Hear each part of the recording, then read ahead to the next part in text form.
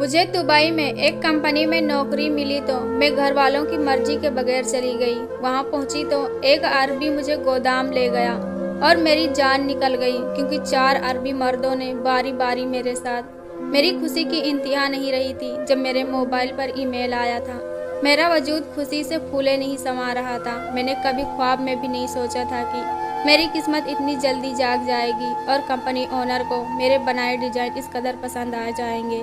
खुशी के मारे मेरे हाथ कपकपा रहे थे। दुबई के एक ज्वेलरी डिजाइनर को मेरे डिजाइन पसंद आ गए थे। रात के 12 बजे दुबई से मुझे मेल किया गया था कि इसी हफ्ते वह मुझे दुबई बुलवा रहे हैं। जैसे ही मोबाइल की स्क्रीन बंद हुई तो तारीख का कैलेंडर मेरे सामने था और दूसरी नज़र साथ में ही सो रही मेरी माँ पर पड़ी।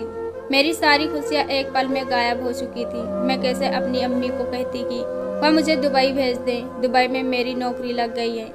मेरे चेहरे पर उदासी छा गई थी। जिस खानदान में मेरा ताल्लुक था वहाँ तो औरत कभी अकेले बाजार भी नहीं गई थी, दुबई कहाँ जा सकती थी। मगर मुझे हर हाल में अपने अम्मी अब्बू को मनाना था, क्योंकि मैं यह गरीबी में नहीं जीना चाहती थी। अगर मेरी नौकरी इस कंपनी में लग गई तो मैं लाखों कमा सकती थी। मेरी हर ख्वाहिश मिनटों में पूरी हो सकती थी। और फिर सबसे बड़ी बात, मेरे चाचा के बेटे आसिफ से मुझे शादी भी नहीं करनी पड़ेगी, जिसके साथ मेरी मंगनी बचपन में ही कर दी गई थी। अगली सुबह अम्मी ने मुझे डांट कर जगाया। मैं तुरंत उठ बैठी और रात में सोचे गए प्लान पर अमल करते हुए कमरे से बाहर निकली।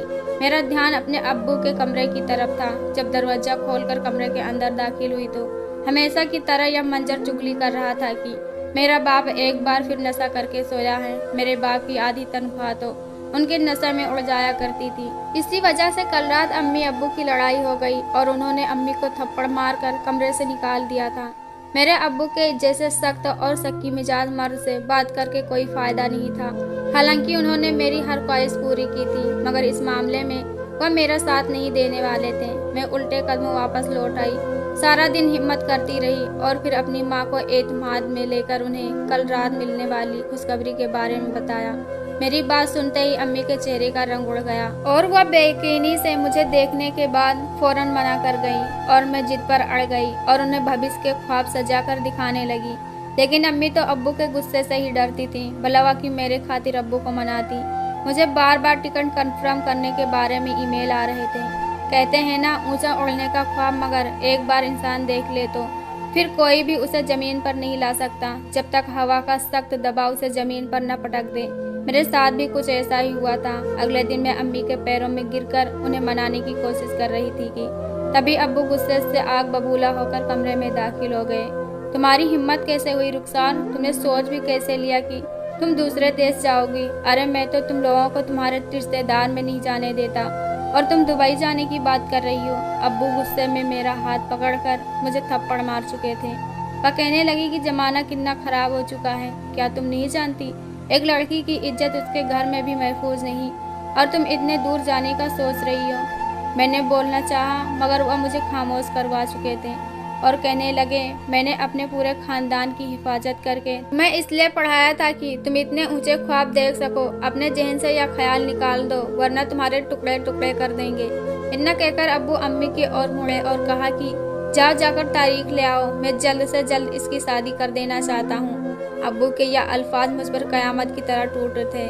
मैं किसी भी हाल में शादी नहीं कर सकती थी, मगर मैं उस वक्त उनके गुस्से के आगे ढेर हो चुकी थी। मैं बहुत ही गुस्से और तकलीफ से गुजर रही थी, मगर मेरा दिल बगावत पर उतर चुका था। मैं ठान चुकी थी कि हर हाल इस तारीख को घर से निकलकर अपना भविष्य संवारने के लिए दुबई जाऊंगी। रात के 3 बजे थे जब मैंने अपना सारा जरूरी सामान उठाया और घर से बाहर पहली बार अकेले कदम रखा था। मेरा दिल बहुत जोरों से धड़क रहा था। मेरा यह कदम गलत था, लेकिन यही मेरे लिए और उनके लिए बेहतर था। मुझे कामयाब देखकर एक न एक दिन मेरे माँ बाप भी मान जाएंगे।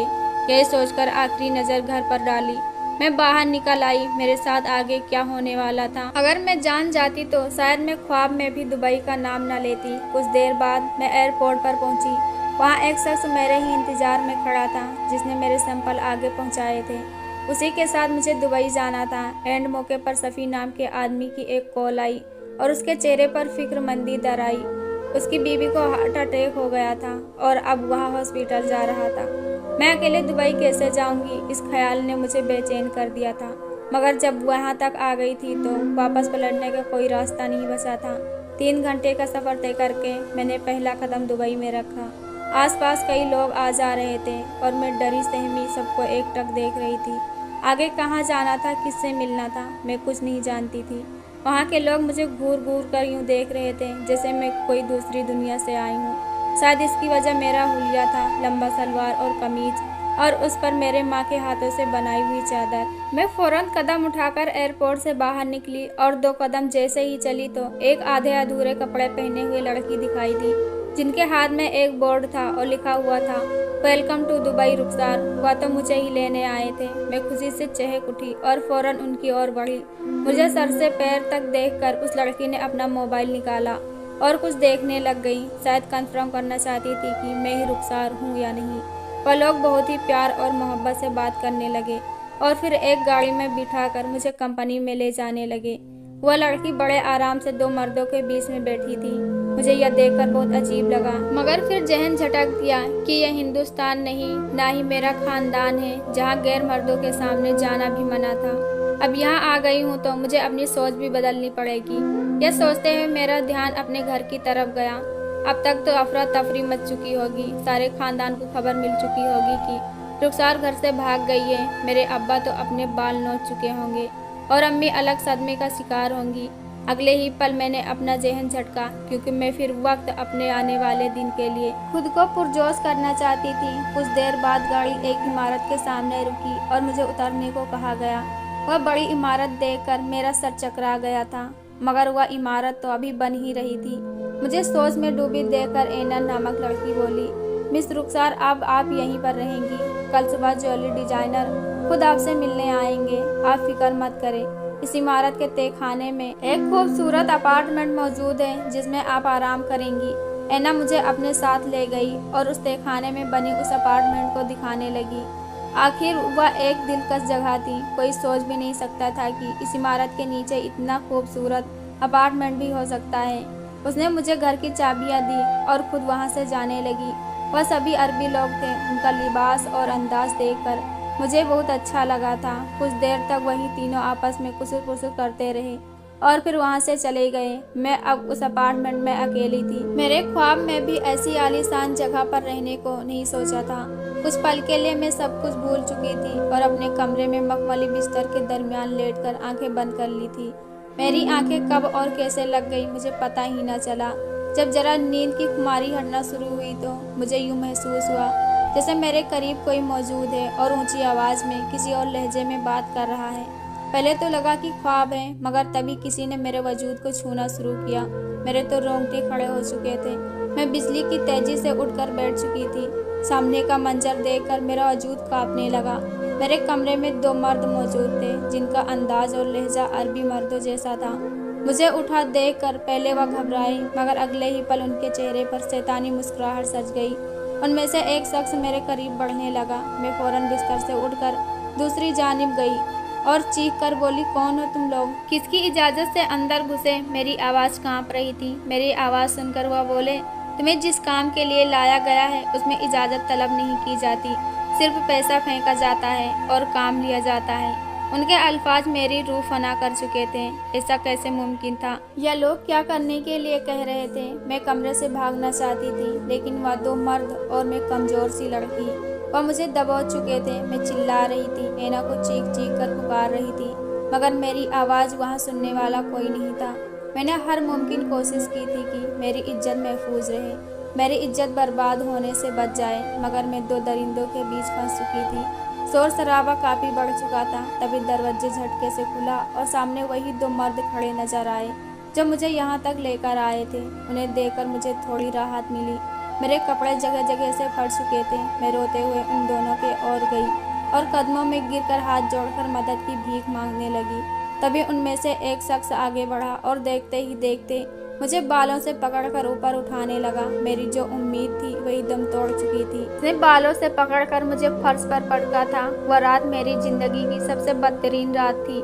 मेरी आंख खुली तो मैं वही बिस्तर पर बेहोशी की हालत में पड़ी थी। पूरा जिस्म जख्मों से चूर था। एक बार फिर आंसू मेरी आंखों से गिर रहे थे। सारी रात मैं उन चारों की हवस का निशाना बनती रही। बड़ी मुश्किल से हिम्मत करके मैं उठ बैठी और एक नज़र अपने वजूद पर डाली। अपने वजूद से मुझे घिन आ रही थी और अब मुझे अपने अब्बू की बातें याद आ रही थी, अपने अम्मी के अल्फाज और अपना खानदान। हाँ, मैं हिंदुस्तान की बेटी थी और उस खानदान से ताल्लुक था जहाँ बेटियों को कीमती मोती की तरह 7 पर्दों में छिपाकर परवान चढ़ाया जाता है। मगर मैंने ऊंचा उड़ने की चाह में खुद को बर्बाद कर दिया था। मेरी इज्जत तार तार हो चुकी थी। मुझे तो यहाँ लाया ही धोखे से गया था। मैं फूट फूट कर रोने लगी, जैसे कोई माँ अपने जवान बेटे की मैयत पर रोती हो। मुझे मेरे माँ बाप याद आए थे। मैं चीख चीख कर अपने अब्बू को आवाज़ें दे रही थी, मगर कौन सुनता, कौन आता। मैं तो खुद उन्हें रौंद कर यहाँ तक पहुँची थी। मेरी आवाज़ सुनकर ऐना कमरे में आई। वह बेहद बेहुदा लिबास पहने हुए थी। मुझे देखकर हंसी और कहने लगी, उम्मीद है कल की रात तुम्हारे लिए यादगार साबित होगी। अब इसकी आदत डाल लो, क्योंकि तुम्हारी हर रात यूं ही गुजरने वाली है। यकीन मानो लाखों में कमाओगी। वह मेरा गाल थपथपा कर जा चुकी थी और मैं बुद्ध बनी उसे देखती रह गई। मैं यहाँ हलाल की रोजी कमाने आई थी, मगर उन लोगों ने झांसा देकर मुझे फंसा लिया था। मुझे किसी तरह वापस हिंदुस्तान जाना था। जो हुआ सो हुआ, मगर अब मैं इन दरिंदों का खिलौना नहीं बनना चाहती थी।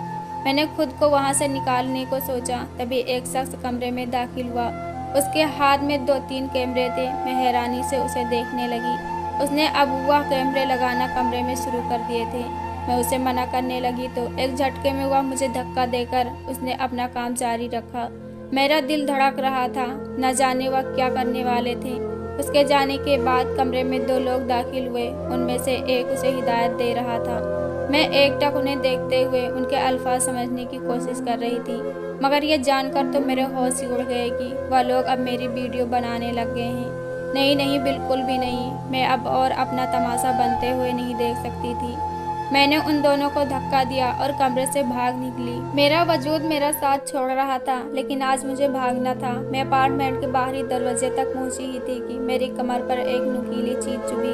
मैं सख्ता आह भर कर रह गई और पीछे हाथ ले जाकर जब देखा तो उन दरिंदों ने मुझे इंजेक्शन लगा दिया था। मैंने हिम्मत करके उसे निकाला और बगैर रुके भागती रही। चंद कदमों के बाद मेरे आंखों के आगे अंधेरा छाने लगा।